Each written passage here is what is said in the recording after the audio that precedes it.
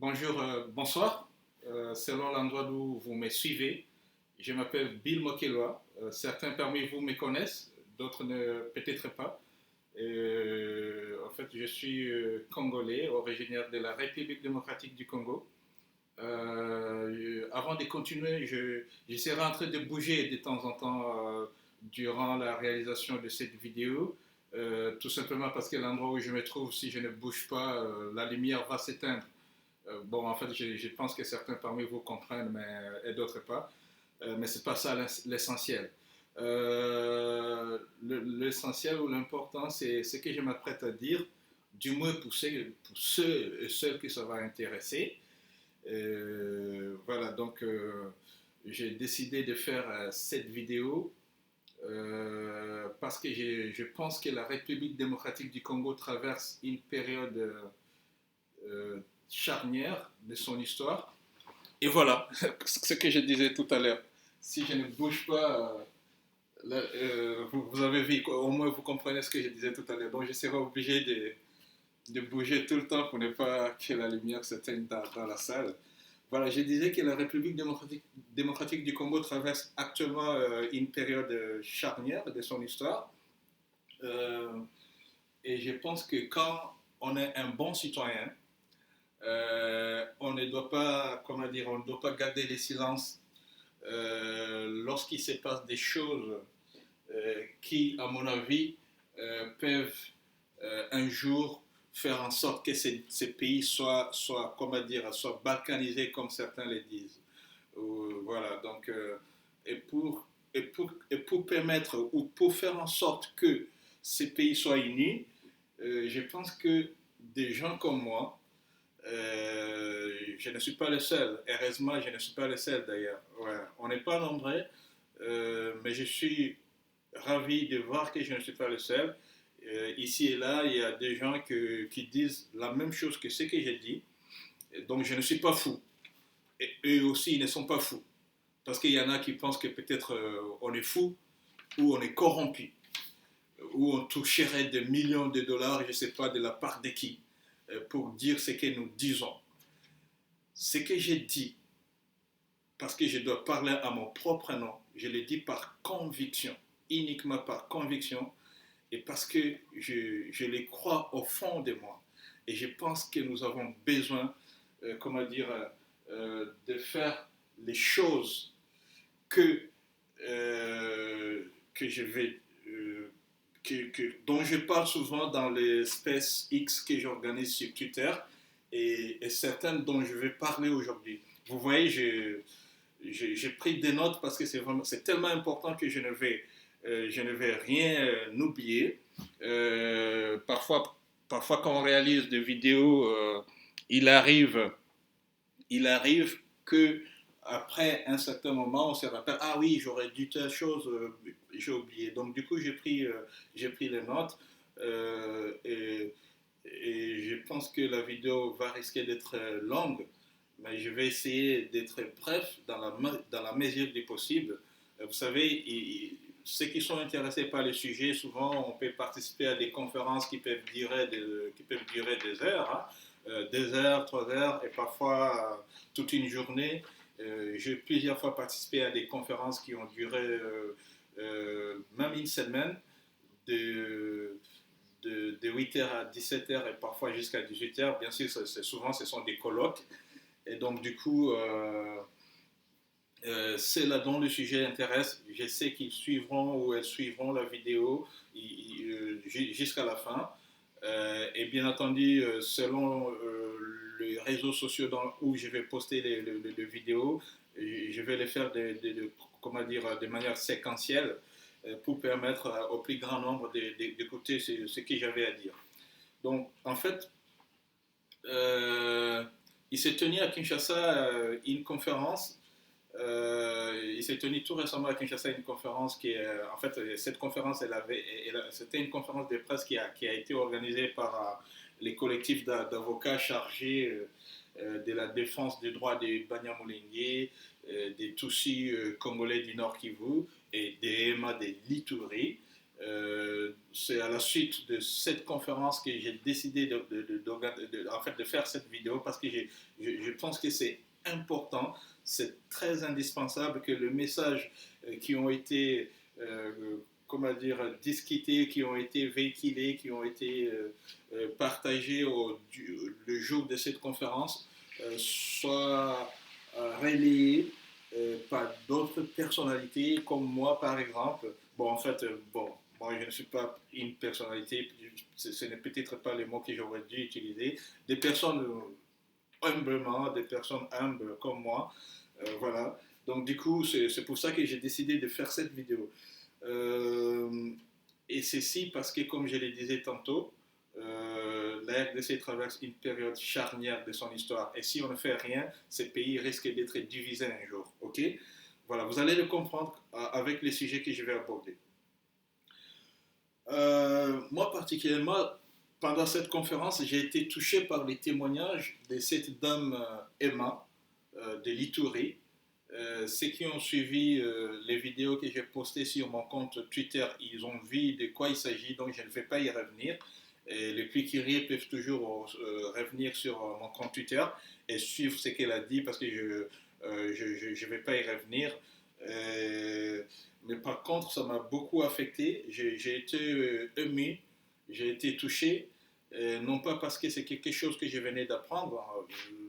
Je sais qu'il existe des choses comme ça en RDC. Je sais qu'il y a des gens, notamment les Tutsis, qui vivent des choses comme ça en RDC. Mais ce qui m'étonne, c'est que ces genres d'actes, ces genres d'histoires n'émeuvent pas tout le monde. Il y a beaucoup de Congolais qui sont capables de suivre les témoignages de cette dame et ne pas être émus par son témoignage. Je ne sais pas.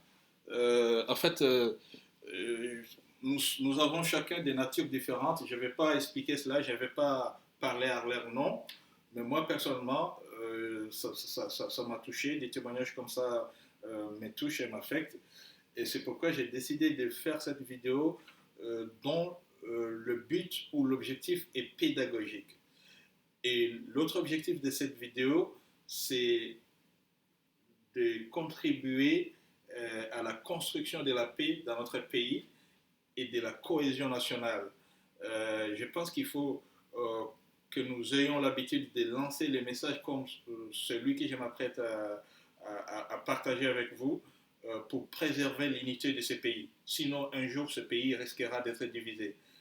Euh, D'autant plus qu'actuellement, je pense qu'on est sur une mauvaise voie. Je sais que cette voie-là, la majorité de la population congolaise la soutient, mais elle ne peut pas nous conduire, comment dire, sur un, comment dire, sur un terrain qui va nous permettre de vivre ensemble, de cohabiter dans la paix comme de peuples. J'ai l'habitude de dire que ce pays est composé de peuples, plusieurs peuples, pas un seul peuple.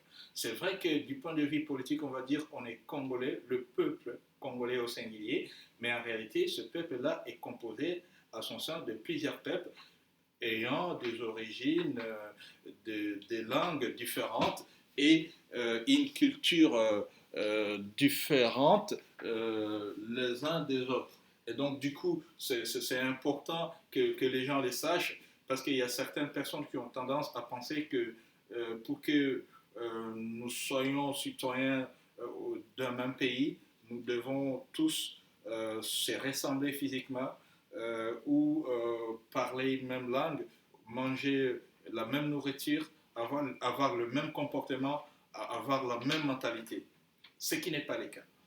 Voilà, donc du coup, euh, pour entrer dans le vif du sujet, parce que je n'avais pas encore commencé en fait, pour entrer dans le vif du sujet, je, je dois reconnaître, et beaucoup parmi vous le savent, que la discrimination, ça existe partout dans le monde, même à l'instant où je suis en train de parler.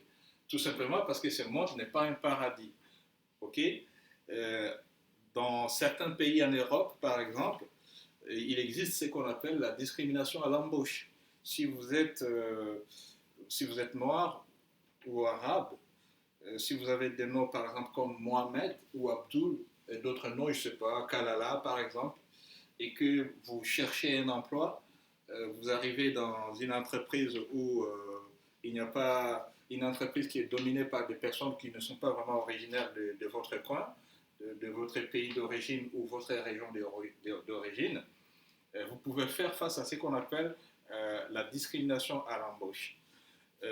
Mais le problème qui se passe dans la région des Grands Lacs, et spécialement en RDC, c'est-à-dire la haine contre les Tutsis ou l'anti-toussisme des Congolais, pas de tous les Congolais, hein, pas de la majorité des Congolais, mais en tout cas d'un grand nombre des Congolais, donc l'anti-toussisme des Congolais, pour reprendre l'expression de l'historien français Jean-Pierre Chrétien, ou la toussiphobie, comme moi j'aime dire, est inquiétante. Et c'est dommage que nous ne soyons pas nombreux à les constater et puis à les dénoncer. Et elle est inquiétante dans ce sens que si rien n'est fait, il y a risque que le pire arrive dans cette région, si ce n'est pas déjà arrivé ou si ce n'est pas en train de se passer. Voilà, c'est pourquoi il est important que je parle de ce sujet et que d'autres aussi en parlent. Voilà, donc du coup,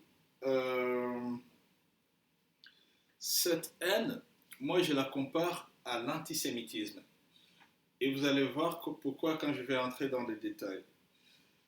Tout récemment, avant de poursuivre avec les points dont je voulais parler tout de suite, je tiens à souligner une chose. Parce que ça aussi, c'est un élément que de nombreux Congolais oublient. Je tiens à souligner que partout au monde où il y a des pays civilisés, des pays, des pays démocratiques, où règne l'état des droits, il existe ce qu'on appelle la liberté d'expression et la liberté d'opinion. Ça, les gens ont tendance à l'oublier en RDC. Vous savez, au Congo, une personne ou un groupe de personnes peut vous considérer comme votre ennemi tout simplement parce que vous pensez le contraire de ce qu'ils pensent. En d'autres termes, tout simplement parce que vous ne partagez pas les mêmes opinions. J'ai constaté avec regret que aussi longtemps que vous êtes en relation avec quelqu'un, ça peut être du point de vue social ou politique, euh, aussi longtemps que vous pensez la même chose, vous êtes des amis. Mais le jour où vous allez diverger sur un point donné, vous allez remarquer que l'autre va prendre cette distance avec vous. Désormais, la personne ou le groupe de personnes ne va plus vouloir, comment dire, discuter avec vous comme des frères, voilà, ou comme des concitoyens. Ça, c'est dommage. J'ai l'habitude de dire dans les débats que j'organise sur Twitter que la, comment dire, la liberté d'opinion et d'expression, c'est l'un des droits fondamentaux de l'homme. Et c'est normal que cette liberté d'opinion et d'expression soit protégée dans tout pays et soit respectée non seulement par l'État, mais aussi par les citoyens eux-mêmes. Et que les citoyens ne se considèrent pas comme des ennemis, tout simplement parce qu'ils ne pensent pas la même chose. En RDC, les gens ont tendance à penser que il y a une certaine façon de penser à la congolaise. Et lorsque vous ne pensez pas de cette façon, vous n'êtes pas congolais. Et c'est pourquoi vous allez le comprendre quand je vais entrer dans les détails. C'est pourquoi j'insiste beaucoup sur la liberté d'opinion. On n'est pas ennemis, on n'est pas des ennemis parce qu'on ne pense pas la même chose. Moi, je n'ai jamais, comment dire, je n'ai jamais pris de distance avec quelqu'un ou me fâcher contre quelqu'un juste parce que ces derniers ne partagent pas mes opinions. Au contraire, je suis quelqu'un qui est ouvert au débat. J'aime quand les gens ne pensent pas la même chose que moi. J'aime quand les gens disent qu'ils veulent me contredire. à partir du moment où c'est pour parler des faits, uniquement des faits. Parce qu'il y en a des gens qui veulent discuter sur les faits. Vous savez, il faut faire la distinction entre les opinions et les faits. Si j'ai dit par exemple qu'il pleut dehors ou il neige et qu'effectivement vous sortiez dehors et que vous réalisiez qu'il pleut ou il neige, on ne peut pas commencer à discuter, à débattre sur le fait qu'il pleut ou il neige dehors. Vous voyez ça, c'est ce qu'on appelle un fait.